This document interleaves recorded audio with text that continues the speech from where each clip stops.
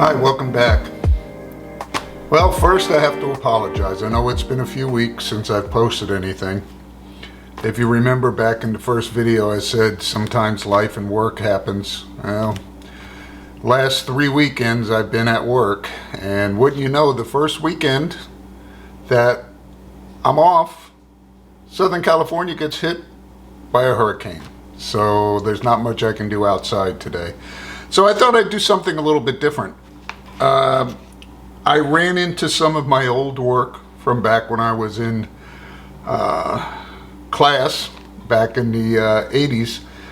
Unfortunately, most of my stuff was lost in one of my moves. I think the boxes that I kept my prints and negatives in accidentally wound up in the we need to throw this stuff out pile, and all I've got left is just a few prints and a few negatives. It is very sad. It's 3.5 years of schooling felt like it went down the drain. But anyway, I did find a few prints, and I thought I'd show you, what I used to do. So this here, let's see if I can get it without any reflections. There we go. This was taken of a lovely girl I used to work with when I was at Siemens.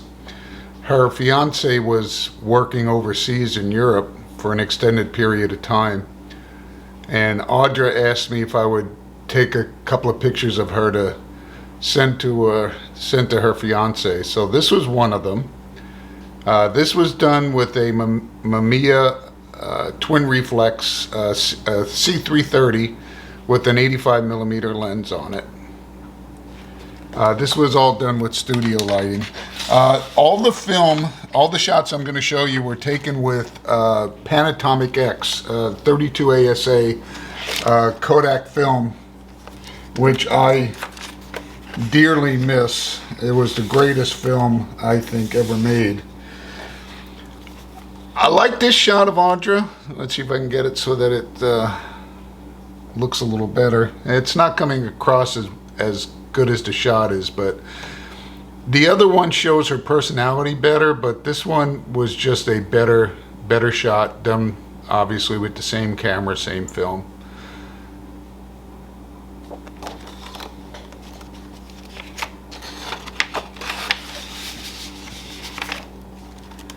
And for those of you who might be familiar with the Newport Beach area, this was taken down at the Wedge. This is a relatively well-known tree that's down there by the Wedge at Newport Beach.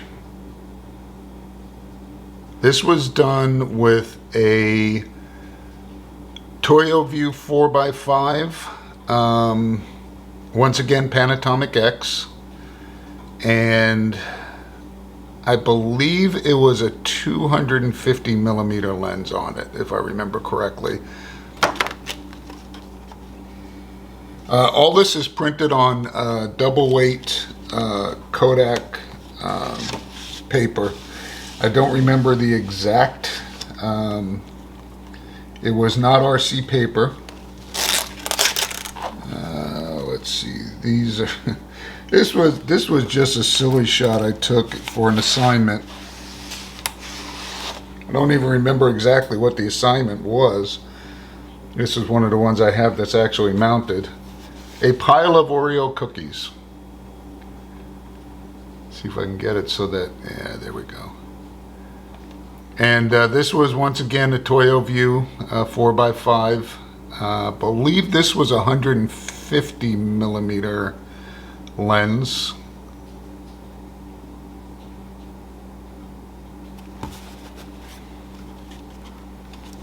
Sorry, some of the detail looks like it might not be coming through as good as the print is, but I'll see what I can do in post-processing to make it look a little better. Remember I mentioned about painting with a light. This was an assignment we did for one of our class. This picture was taken in pitch black. And the only light that was used was a 100-watt photo flood, which I just opened up the lens and ran around and basically painted the chair and the background with light. And if you notice, there was one area I missed a little bit down by one of the rockers. There's a slight bit of shadow there, but for the most part, this is a shadowless print. And once again, this is a 4x5. This was, I know for a fact, a 150 millimeter lens, done in the studio with a white backdrop. It was a curved backdrop, so that it didn't show up at all. It's one of those large paper backdrops.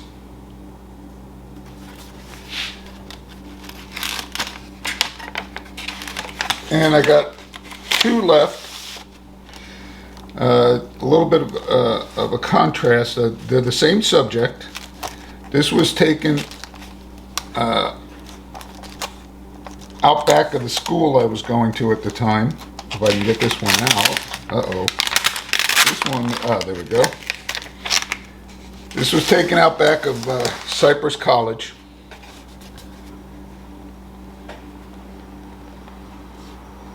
There we go. And it's just a line of ash trees.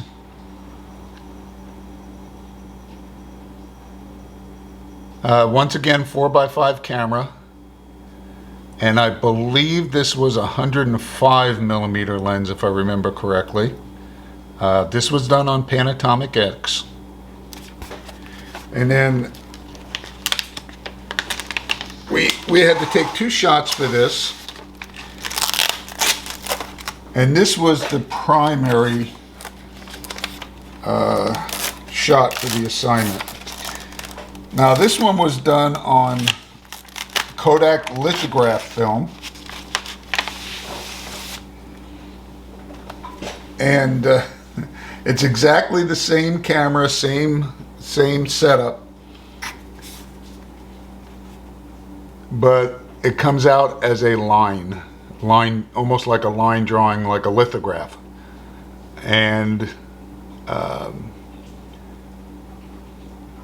I'm trying to remember this going back nearly 40 years on this. If I remember correctly, this had to be developed, the negative had to be developed in a solution specific for it. It wasn't just any old developer. But that's an example of some of the stuff you can do with film. This was kind of a fun assignment. Getting this printed properly was a challenge, but it was a lot of fun. I certainly had I had some real good times in those classes. Met some very, very wonderful people. A number of them went on to become professional photographers. Unfortunately, I did lose track with all of them over the years, but some very talented people, certainly much more talented than I was. But I did learn a lot and had a lot of fun. One of the things I'm going to be talking about in the future, yeah, that's the last of it.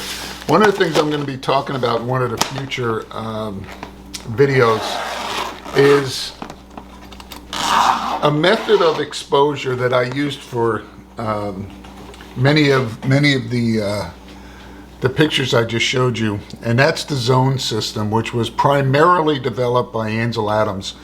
One of my heroes of photography. Actually, Ansel Adams is probably the most influential person that got me started in large format black and white photography. And the zone system is a way of getting the optimal exposure for any shot. It's a relatively complex method, but you can boil the zone system down to really one sentence: expose for the highlights, develop for the shadows. Now that's for film. For digital cameras, you can change that and say expose for the highlights, post-process for the shadows. Now, film has a very narrow dynamic range. Speaking of dynamic range and stops, a lot of people use EV values, but to me stops makes more sense. The average film had a dynamic range of around 7 stops, some of them less. You might have some of the, like for example, Panatomic X, you could stretch out to probably 8 stops. Some of the color films would only have about 6 stops. One of the things we're very fortunate with the digital cameras is most of them have a dynamic range of 12 to 15 stops. Now, it may not be an effective dynamic range, because you can say film has a dynamic range of 10 stops from zone 0 to zone 10, but on either end you're going to lose detail. So the effective range winds up to be 6 or 7 stops. The same with digital cameras, where they'll say they're 13.6 or 13 stops. Your effective would probably be more around 10 or 11, but look at how much more range that is than a film camera. So we'll talk about that later, but all of the outdoor shots and some of the indoor shots that I just showed you were all done using the zone system, and we'll cover that, and I've even got a book to recommend if you want to really get into it. Anyway, that's what I got for today. I'm sorry it's just a short little video, but I wanted to let you all know that I'm still here, and hopefully next weekend we'll have good weather and I won't get stuck working, and I'll get out and finish up the exposure portion of this, and then we'll move on to other things. Anyway, thanks for watching, and we'll catch you next time.